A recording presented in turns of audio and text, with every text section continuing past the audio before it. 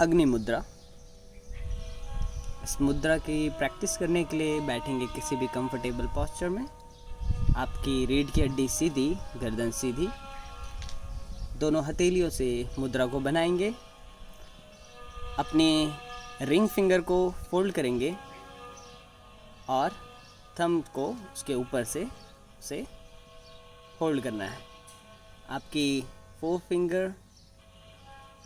आपकी index finger, middle finger और little finger straight रहेगी। यहीं से अपने दोनों हथेलियों को अपने घुटनों के ऊपर रखेंगे। एल्बो स्लाइटली बेंड रहेगी। लंबा गहरा श्वास और प्रश्वास।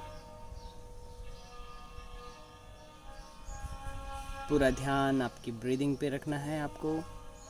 इस अभ्यास को आपको 5 से 8 मिनट तक के लिए करना है।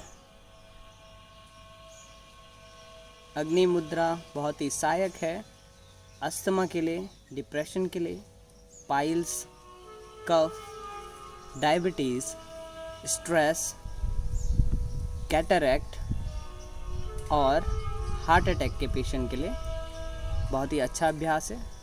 इसको रेगुलर बेसिस पे किया जा सकता है। यहीं से मुद्रा को रिलीज़ करने के लिए धीरे से दोनों हथेली को अपने चेस्ट के सामने ला के रब करेंगे। आँखों पर लगाएंगे, चेहरे पर लगाएंगे, संपूर्ण शरीर पर लगाएंगे। Gently release.